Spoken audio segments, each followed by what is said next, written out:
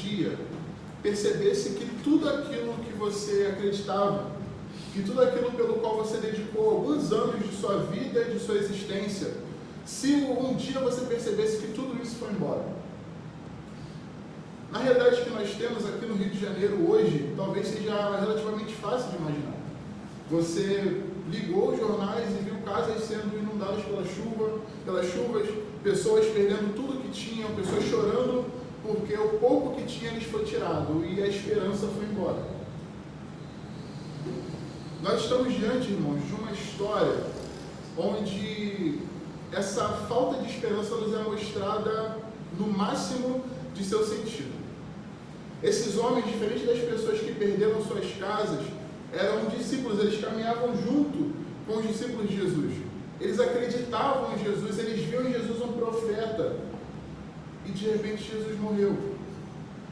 A situação aqui é de uma agonia extrema, porque a esperança lhes havia sido tirada. E eu não digo esperança no sentido daquilo que eles tinham, porque eles tinham uma casa para onde voltar. Mas a esperança foi tirada porque o Salvador morreu. Eu gostaria de trazer vocês a pensarem sobre uma questão. Esses homens viram e ouviram falar sobre muitos milagres de Jesus.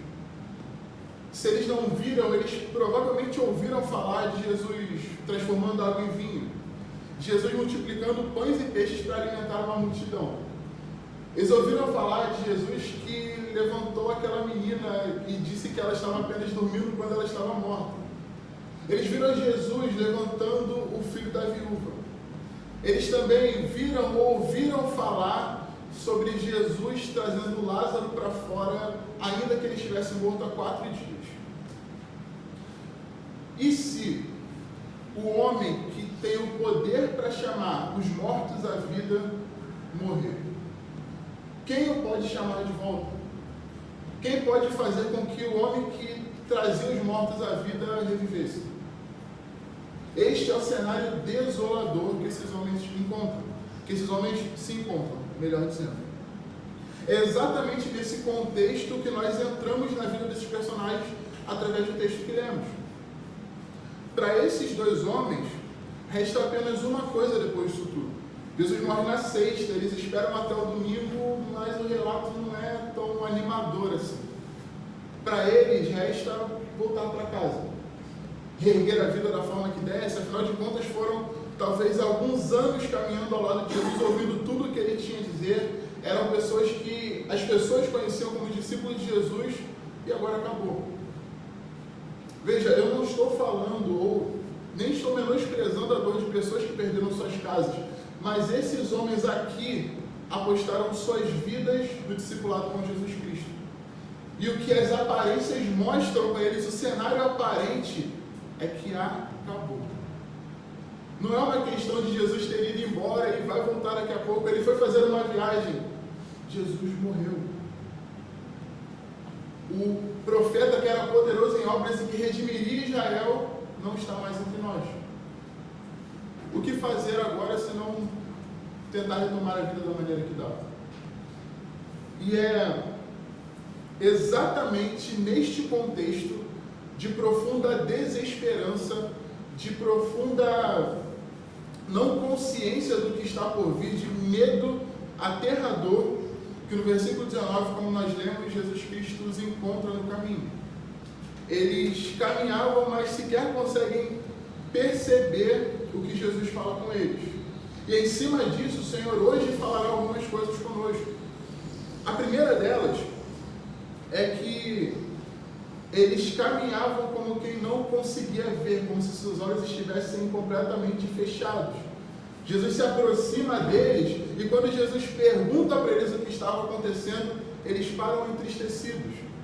Sua esperança havia ido embora, como eu acabei de falar. Não tinha motivo, eles até conseguiam conversar sobre aquilo que eles ouviram e que eles viram.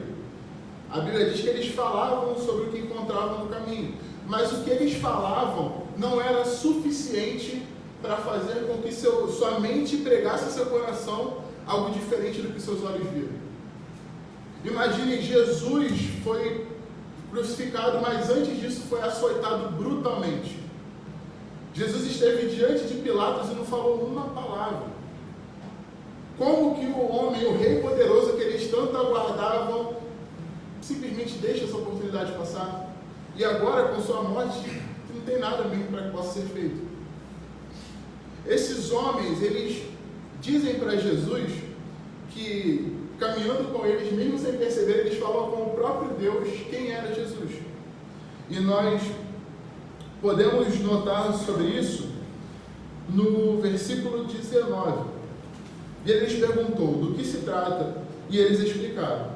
Aquilo que aconteceu com Jesus, o Nazareno, que era profeta, poderoso em obras e palavras, diante de Deus e de todo o povo. E como os principais sacerdotes e as nossas autoridades o entregaram para ser condenado à morte e o crucificaram. Nós esperávamos que fosse ele que havia de redimir Israel. Como eu falei, esses homens esperavam alguma coisa de Jesus. E apesar de seus olhos estarem fechados, eles conseguiam compreender algumas realidades. Afinal de contas, o que eles falaram não estava errado. Jesus, de fato, era um profeta e, de fato, era um homem poderoso em palavras e obras. Mas esses homens não conseguiam compreender uma realidade importantíssima e crucial sobre Jesus.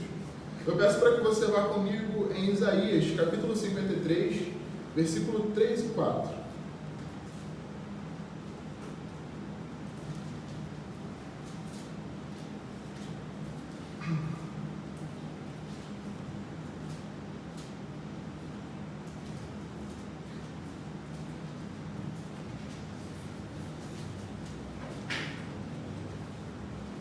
Isaías 53, versículo 3.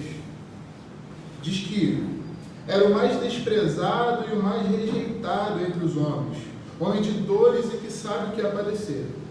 É como um de quem os homens escondem o rosto, era desprezado e dele não fizemos caso. Certamente ele tomou sobre si as nossas enfermidades e as nossas dores levou sobre si, e nós o considerávamos como aflito, ferido de Deus e oprimido. Este é Jesus Cristo. Hoje, nos dias em que vivemos, e parecido com o que esses homens viviam, todos basicamente têm alguma visão sobre quem é Jesus. Para alguns, Jesus talvez seja um filósofo, alguém muito sábio. Essas pessoas tratam o cristianismo até com certa reverência, certo respeito, apesar de não se entregarem a ele. Para outros, como nós vimos na semana passada, Jesus é tido como um marginal que apanha da polícia. Para algumas outras pessoas, ele ainda é um subversivo político, um subversor político. Para outros, ainda Jesus Cristo é apenas um cara legal, que no vocabulário da internet não arrumava treta com ninguém e era da paz, era de boas. Essas imagens que nós criamos sobre quem é Jesus não são suficientes nem para conseguirmos tocar a superfície de quem ele realmente é.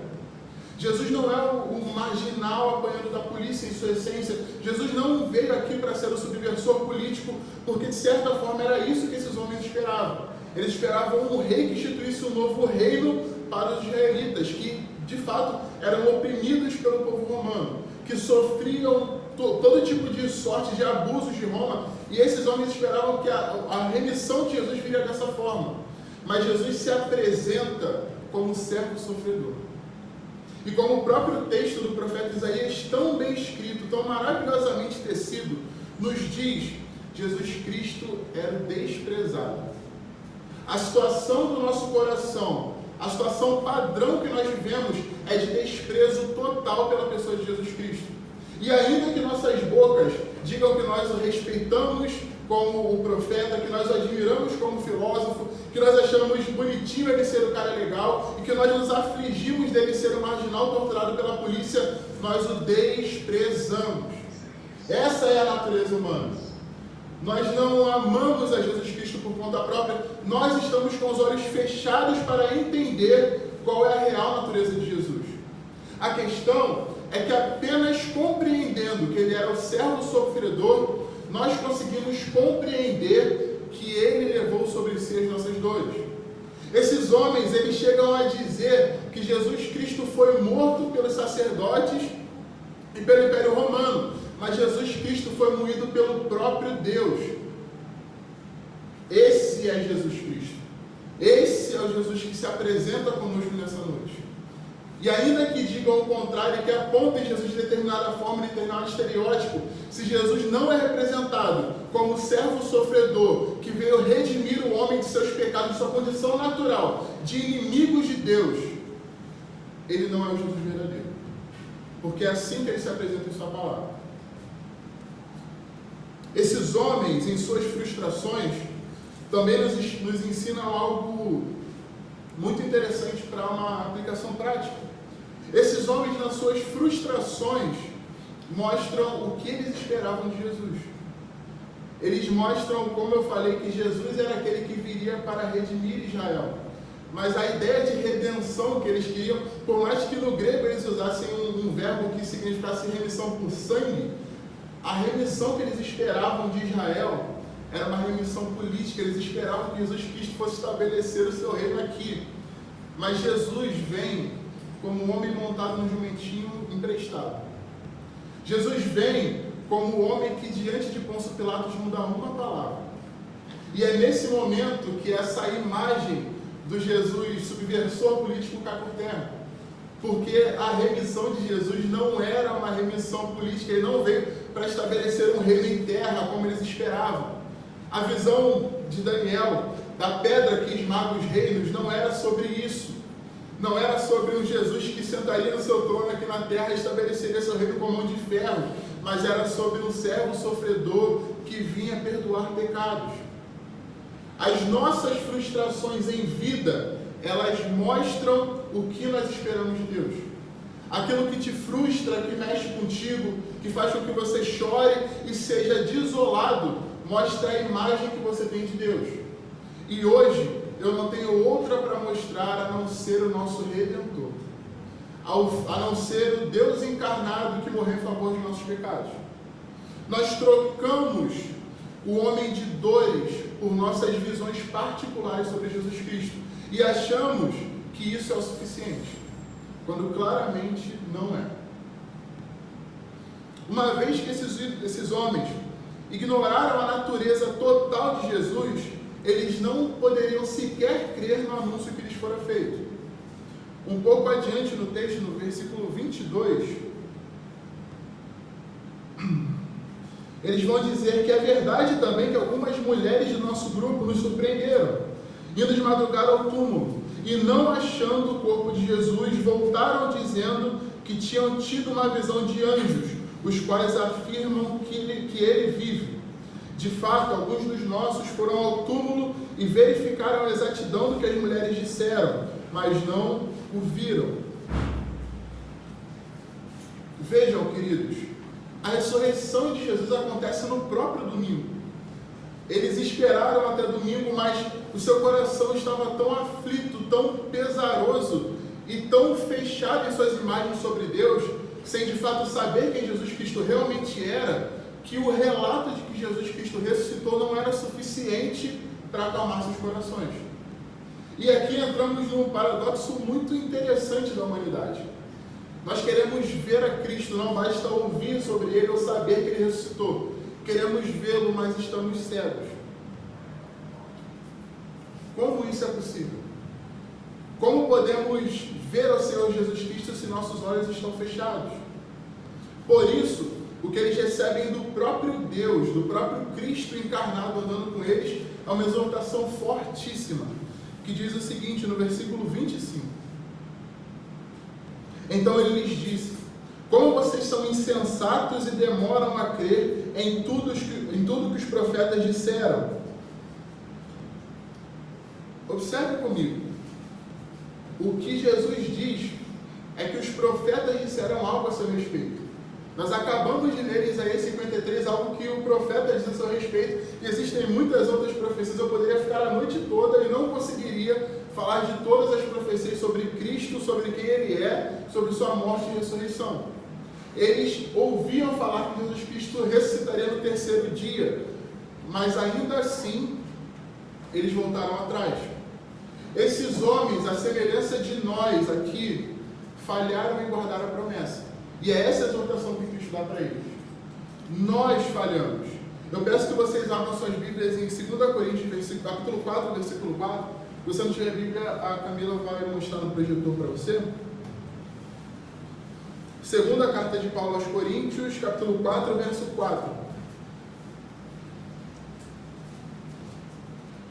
Nos quais o Deus deste mundo cegou o entendimento dos descrentes, para que não lhes resplandeça a luz do Evangelho da glória de Cristo, o qual é a imagem de Deus. Irmãos, os nossos olhos naturalmente estão cegos para Jesus Cristo. Nós, como eu disse, caminhamos com Ele, mas não conseguimos guardar a palavra, guardar a mensagem, porque não conseguimos sequer ver a mensagem dos profetas.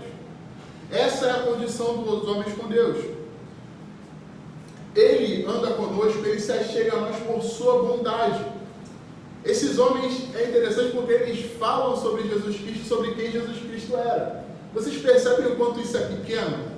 Eles estão caminhando do lado do próprio Jesus encarnado, e eles falam, olha, Jesus Cristo era um profeta, um homem poderoso em palavras, mas ele morreu. As mulheres até viram o sepulcro vazio, outros viram o sepulcro vazio, mas nós não conseguimos vê-lo. Irmão, Jesus está do lado deles. E isso não é por mérito desses homens. Muito pelo contrário, porque o que vemos aqui é um panorama terrível desses discípulos de Jesus. Eles estavam voltando para casa e Jesus Cristo vai ao encontro deles. O que nós falamos sobre Cristo, o que nós temos de ideia e o que nós fazemos para tentar nos achegar perto de Jesus é como um mendigo que oferece trapos de roupa a um rei achando que faz muito. Nossa adoração, nossos estudos teológicos, se nossos olhos estiverem fechados, toda a ideia que nós fazemos de Jesus é nada. Nada. O que é o profeta poderoso em obras e palavras perto do próprio Deus encarnado ao seu lado? E esses homens não conseguiam ver. Existiam, como eu disse, promessas relatando a ressurreição de Jesus e eles esqueceram no domingo de manhã. Ainda existia todo um dia pela frente, mas a ansiedade, a insegurança de seu coração e seus olhos fechados, é importantíssimo lembrar, fizeram com que eles fossem embora. Nós somos como esses homens, com nossos olhos cegos, achando que sabemos sobre Deus, quando na verdade o que sabemos é nada. O que sabemos, como eu disse, sequer pode tocar a superfície de quem Ele é. Diante do Senhor Jesus, a nós resta a palavra de Paulo em Romanos capítulo 3, versos de número 23. Todos pecaram e carentes, necessitados, destituídos estão da glória de Deus. Irmãos, o que nós precisamos não é de mais estudos ou de coisas desse tipo. Isso é muito maravilhoso. Eu amo a palavra de Deus e amo estudá-la. Essa é uma igreja que realmente incita seus membros para que estudem, comprem livros e saibam mais. Mas o que nós precisamos como homens, em nossa condição primordial, é da visão da glória de Deus. E é isso que Ele manifesta a nós nessa noite. Bom, desta forma, depois da exortação de Jesus Cristo, o Evangelho é exposto, ele é destrinchado na frente desses homens. E Jesus Cristo mostra a eles como toda a Escritura fala a respeito dele. Jesus vai dizer que era sobre isso que Moisés, e a lei e os profetas falavam a respeito. Ainda que esses homens não sequer soubessem. A lei e os profetas, tudo que foi escrito na palavra de Deus, fala sobre Jesus Cristo. Se o que você ouve de Jesus, se o que você ouve da palavra de Deus são bênçãos pessoais, vitórias pessoais, conquistas suas, o que é pregado a você, eu sinto lhe dizer, não ao Evangelho.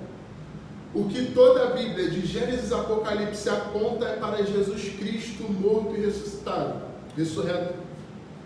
E era isso que Jesus mostra.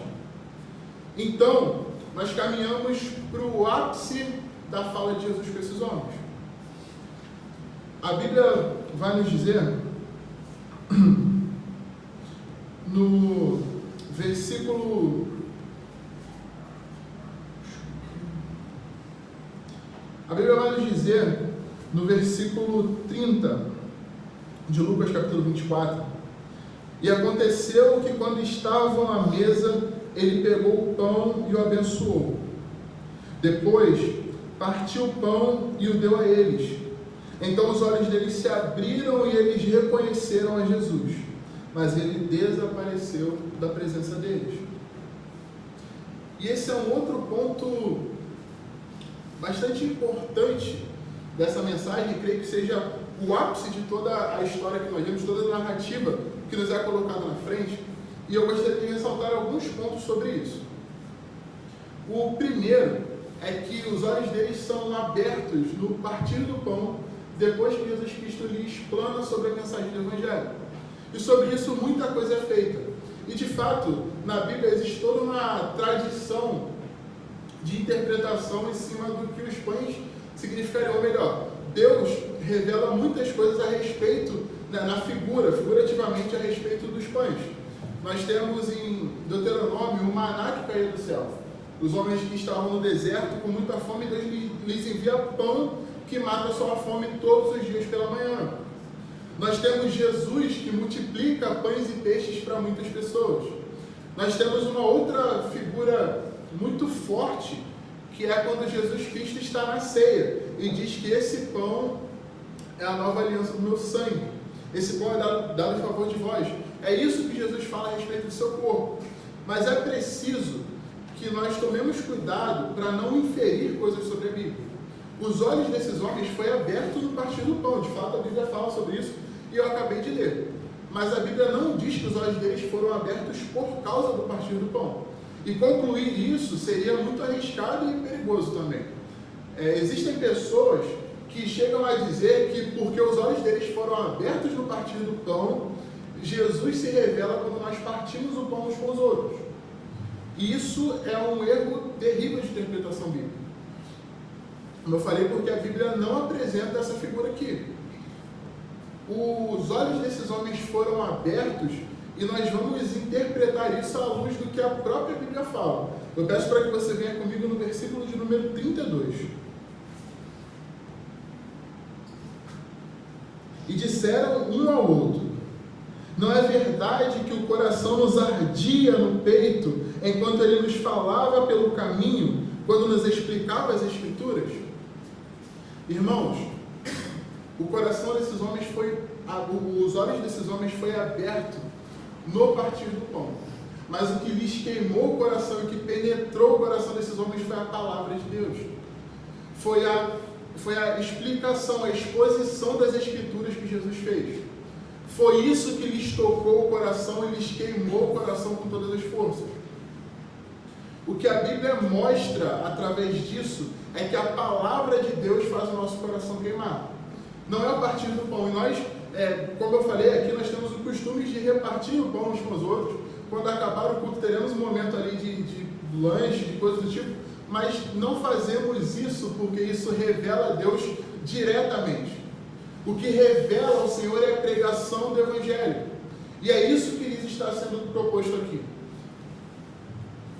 Nós estamos diante, nessa narrativa desses homens, de toda a doutrina da salvação humana descoberta aos nossos olhos. Percebam que a parábola, por exemplo, da ovelha perdida cabe exatamente aqui como exemplo. Jesus Cristo tinha muitos discípulos e todos eles estavam reunidos. 2 decidem ir embora e Jesus vai ao encontro deles. Jesus traz eles de volta. Não são eles que se aproximam, não são eles que pedem mais de Deus, não são eles que querem se achegar. Os seus olhos estavam fechados, eles estavam prontos para voltar para casa e viver sua vida normalmente. Muito parecido com o que nós somos. Muitos de nós talvez saiamos dessa mensagem onde o Evangelho foi pregado e exposto e aberto em suas vistas e talvez voltemos para casa como se nada tivesse acontecido, pois o nosso coração é mau, é duro. E por isso eu peço para que o Senhor fale diretamente ao seu coração nessa noite. Como eu disse, a narrativa da salvação, a doutrina principal, a principal doutrina cristã está aberta aqui, escancarada em nossos olhos. Jesus Cristo alcança esses homens, Jesus Cristo prega, questiona aquilo que eles queriam, questiona suas esperanças e suas experiências, prega o Evangelho a eles e então abre seus olhos. É exatamente essa a narrativa da salvação humana. O nosso coração, como falei, queima a partir da pregação do Evangelho. O Evangelho precioso é o que lhes está sendo exposto aqui nessa noite. Não por mérito meu, mas porque o Senhor queima o meu coração com sua palavra também. Sou apenas um servo entre servos. E lhes mostro o caminho da salvação do Senhor. A nós que um dia estávamos caminhando segundo o curso de nossas vidas, hoje nos é descortinado o Evangelho verdadeiro de Jesus Cristo. Por fim, já caminhando para os momentos finais, depois disso, depois da narrativa que lhes abre os olhos para ver as verdades de Deus, Jesus Cristo desaparece de sua frente. E agora nós temos um problema, porque se no início o que lhes faltava era ver alguma coisa, e o não ver alguma coisa foi o que fez com que esses homens fossem embora de onde eles estavam, agora novamente eles não o viam. Agora Jesus desaparece de sua frente. Eu gostaria de recapitular tudo aquilo que Jesus Cristo fez com esses homens. Jesus Cristo os encontra. Como eu disse, não foram eles que encontraram Jesus. Jesus Cristo vai ao encontro deles. Jesus Cristo questiona o motivo de sua tristeza. Jesus Cristo exorta seus corações sem força, seus corações pulsilâneos. Jesus Cristo prega o Evangelho e Jesus Cristo abre os olhos deles. É exatamente isso que Jesus Cristo faz conosco. Depois disso, como eu falei, eles não o veem mais. Mas agora já era tarde. Agora seus corações foram abertos. E eu não digo corações, eu não falo não falo dos olhos físicos, dos olhos que estão na frente da face, que nós usamos para ver as coisas normalmente. Quando eu falo dos olhos abertos, eu falo dos olhos pelos quais o salmista canta no Salmo 119, verso 18, quando ele diz: abre, Senhor, os olhos do meu coração, para que eu contemple as maravilhas de tua lei. São esses os olhos que Jesus Cristo abre. São esses os olhos que Jesus Cristo derruba as escamas. Jesus não quer abrir os seus olhos físicos. Jesus não quer que você veja, ou se você tinha miopia, algum problema de vista, você seja curado. Não é sobre isso. O Evangelho é sobre corações que enxergam. O Evangelho é sobre corações maus que foram completamente renovados e trocados por um Deus bom. É para isso, para ouvir isso que você veio aqui nessa noite. Deus lhe chamou aqui para que você ouvisse o Evangelho sendo pregado. Deus não chamou você aqui sabendo que você vai sair com um carro melhor, ou com um emprego melhor, ou com a cura de suas mazelas físicas. Ele tem poder para fazer isso, mas a principal função de Jesus Cristo foi aplacar a ira do próprio Deus e perdoar nossos pecados. Após seus olhos serem completamente abertos e agora eles verem as maravilhas do Senhor, lhes resta uma missão. E essa é uma missão interessantíssima, porque a palavra de Deus nos dirá, no versículo de número 33, que, e na mesma hora, em algumas outras versões vai dizer imediatamente, levantando-se, voltaram para Jerusalém, onde acharam reunidos os 11 e os outros com eles, os quais disseram: de fato o Senhor ressuscitou e já apareceu a Simão. Irmãos, vejam, o que esses homens fazem é responder imediatamente ao Evangelho que lhes é exposto. Eles respondem na mesma hora. E o que nós lemos no início é que, mais ou menos no final da tarde, eles voltam para casa. Eles desistem de tudo e voltam para casa. Inclusive o texto vai fazer menção de quando Jesus diz que vai embora e vai passar adiante, eles dizem o seguinte: Senhor, a noite já se aproxima, a noite está chegando ali. Eles saem do cenário onde Jesus Cristo morreu em direção à escuridão da noite de suas casas. Agora, no momento onde eles estão, a noite já caiu, mas eles voltam pelo caminho, voltam no meio da noite para anunciar o Evangelho. Agora, a escuridão da noite já não é mais um problema para os seus corações, porque a palavra de Deus lhes ilumina o caminho. Agora eles conseguem ver. E a mensagem de que Jesus Cristo morreu por nossos pecados e ressuscitou é suficientemente forte para que saiamos por aí espalhando a mensagem. Uma última aplicação, pessoal, que nos cabe nessa noite é a de que a mensagem do Evangelho não deixa pessoas passivas, não deixa pessoas atípicas ou anêmicas a si mesmo. A mensagem do Evangelho exige uma resposta, e uma resposta imediata, uma resposta que é dada na mesma hora, no mesmo instante. Essa resposta, ela não tem a ver com você levantar os seus braços e dizer que aceita Jesus, ou com você fazer uma oração de confissão. E claro, se o seu coração está sendo tocado, você tem todo o direito de, após o culto, orar ao Senhor e falar com Ele, pedir para que Ele se revele a você. Mas a mensagem de Jesus Cristo, exposta para esses homens, os orientou e impulsionou a viver por uma mensagem. A na comunhão dos discípulos serem reintegrados àqueles que haviam fugido. E nessa comunhão dos discípulos de Jesus Cristo, anunciaram uma forte mensagem: Ele ressuscitou. É por isso que estamos aqui, é por isso que hoje levantamos, saímos de nossos lares, levantamos todos os dias de manhã e vivemos, porque Jesus Cristo ressuscitou. Essa é a mensagem do Evangelho. Esse é o motivo da nossa esperança, ou melhor, essa foi a esperança que encontrou esses homens perdidos pelo caminho. Essa é a esperança que encontrou todos esses homens que andavam perdidos pelo caminho, ao longo da história. Jesus Cristo não está aqui. E nós, hoje, a partir de hoje, vivemos e viveremos por essa mensagem. A Bíblia não fala, mas algo muito interessante, muito duro, na verdade, acontece com os discípulos. Os 12, principalmente, todos eles morrem com mortes brutais. Morrem assassinados. O único que morre de mortes naturais é João, depois de ser jogado numa panela de óleo fervente e não ser morto. Ele é isolado na ilha de Patmos.